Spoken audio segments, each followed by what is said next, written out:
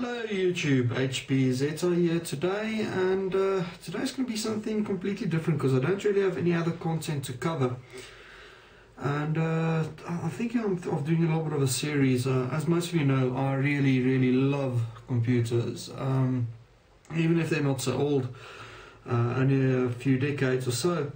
I still really love computers, and what I'm going to be sharing with you in a little series, I'm going to do this in parts, is how to build your own retro computer. And the first part I'm going to be covering on is hardware.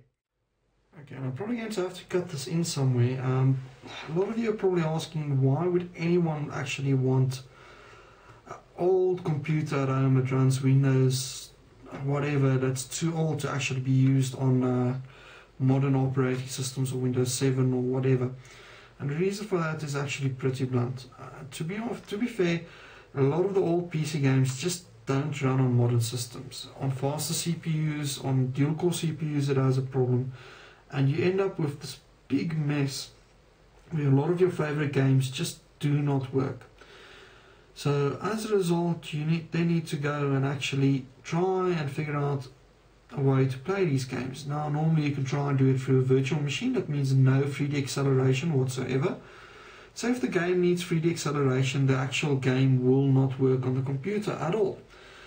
Then you can do things like try and hack it. And to put that in perspective, some of the classics like System Shock 2 and Thief 1 and 2, they finally, after how many years, about 2 years ago, they finally patched them to make them work on the computers, and that took them years to do. So you have to then wait for someone else to patch a game that probably no one has heard of, and chances are they'll never patch it. Or you can build one of these, you can take the game, the CD, you can put it into the CD-ROM, and it will read. It'll install and it'll play without any hassle whatsoever. It'll just work. And that's why building yourself one of these retro computers might take up some room in your house, but it'll make your life a hell of a lot easier. Especially if you just want something that you can plug in and play and you don't have to worry about it. This is what you're after. And that's the main reason why you have to build one of these. And that's why I recommend everyone that likes it to actually build one. And what's important here is you need to decide beforehand what generation of computer games you want to play. In this case, I've decided that I want to play games from the, let's call it 1996 up to 2001 maximum. It's quite a big leap, that, and the computer needs to be versatile enough to actually play all of that. So I've decided to go for a Pentium 3 computer. Now, what you're seeing in front of you is the motherboard that I've got, and this one is quite literally the only reason I've got it is because it's one of my spares. It's a fairly good board. The reason I'm not using this myself at the moment is because when I put in a Telaten CPU with a pin mod, this board just simply can't handle it. It doesn't know what to do. So what I've got here is basically just the motherboard on its own. You'll see that there's several things here that's a bit different to modern motherboards. You'll find out that there's no SATA for your hard drive, for instance. The other thing is AGP ports. A lot of people haven't seen one of those in quite some time. And being a Pentium 3 motherboard, there's two different types you can get. You can get the slot 1 variant, which is actually a slot in the center that you slide your CPU in.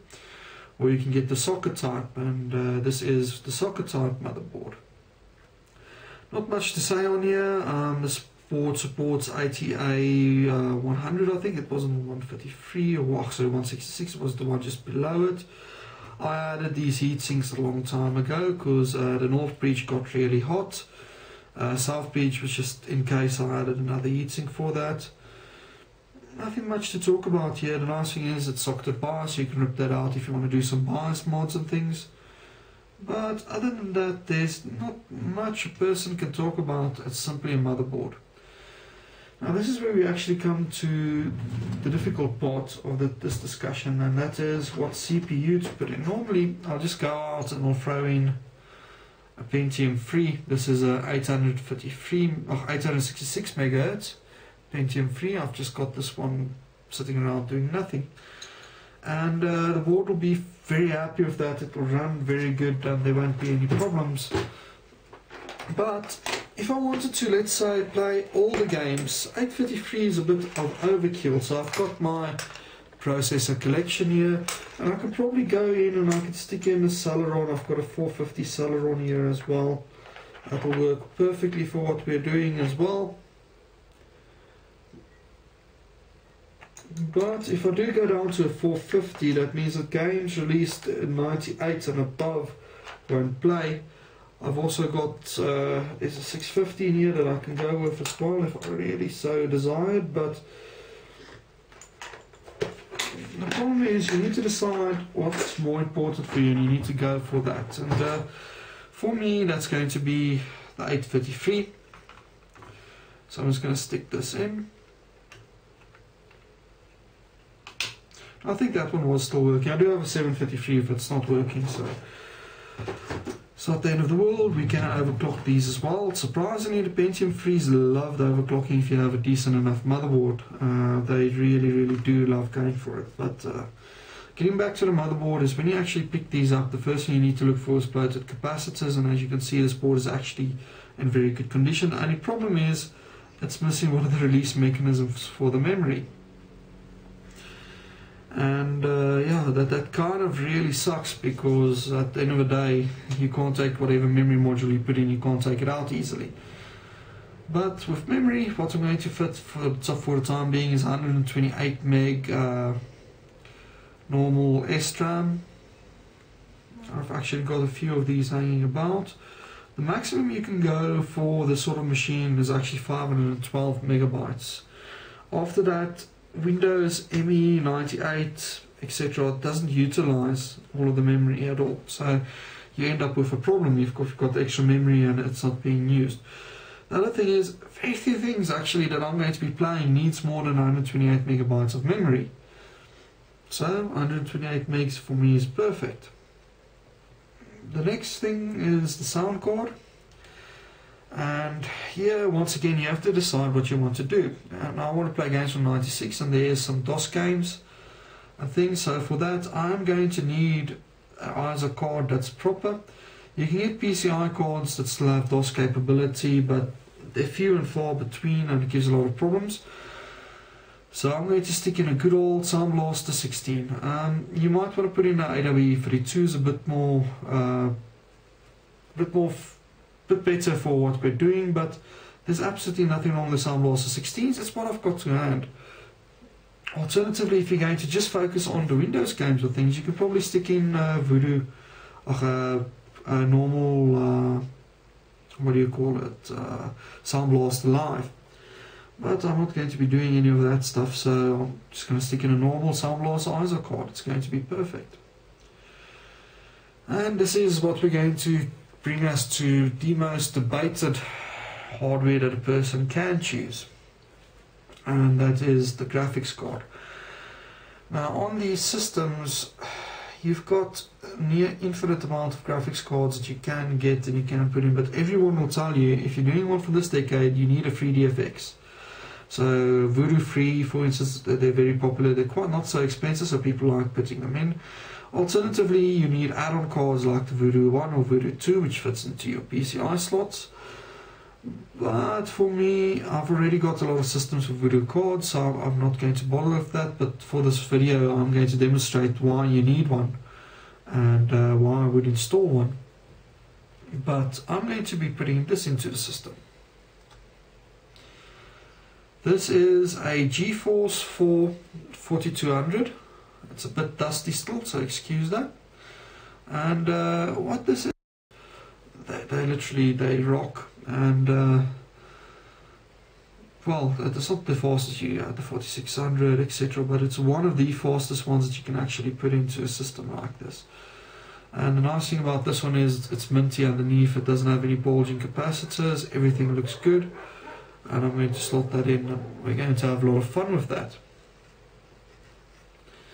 Now, this brings me to things that normally people think are quite easy. Seeing as there's no SATA on this, finding a CD-ROM or DVD-ROM for a system like this is actually quite difficult. So you have to look through all of your old systems and find a decent DVD-ROM or CD-ROM, I'm probably going to just stick in a DVD-ROM. There's no reason these days to stick in just a CD-ROM. We can do both on a DVD-ROM anyway, so there's no reason not to.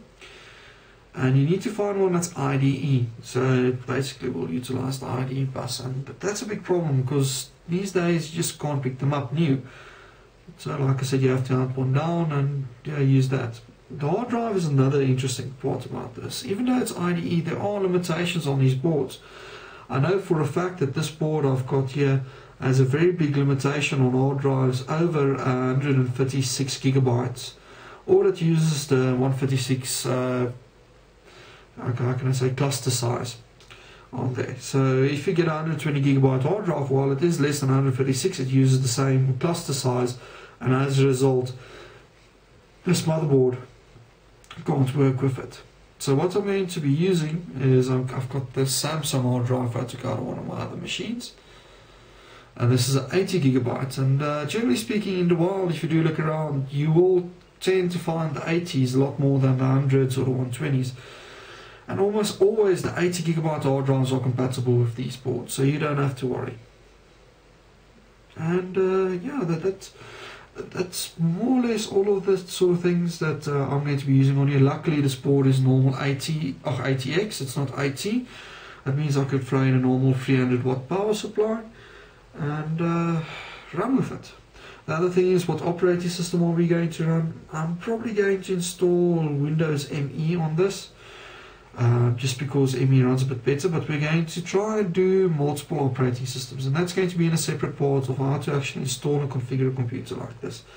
The other thing that you need to kill is little bugs running on your motherboard. Go away.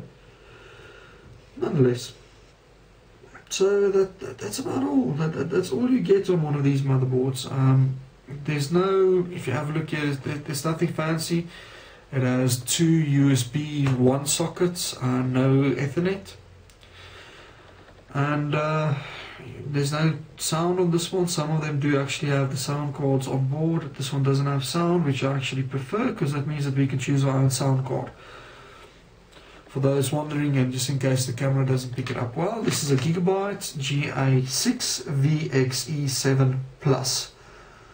I have no idea what the plus stands for, because it doesn't really mean that we're getting extra things on the board. So without further ado, let me build this computer. I'm sure that all of you have seen a computer being built. This is no exception. And I'm just going to build that, and we're going to get back to it just now. And that's all from the HP Zeta.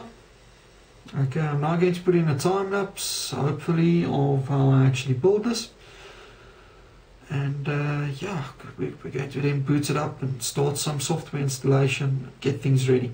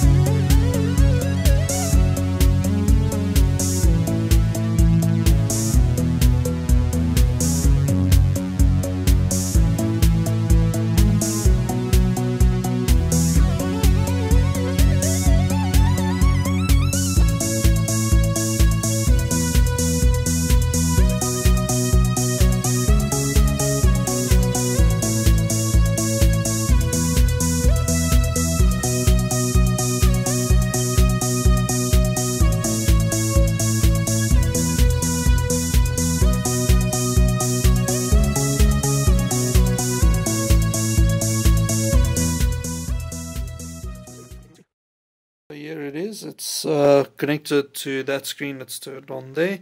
Excuse the big mess on my desk. Let's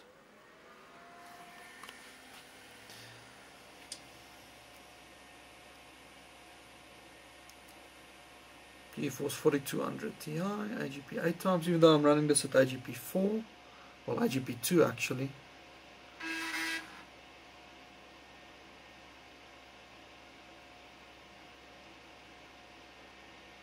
It detects my CD-ROM and my hard drive. And this hard drive used to have MS-DOS 7 on it. As you can see, it boots up perfectly fine. Nothing wrong with that. So join me next time when it's software time.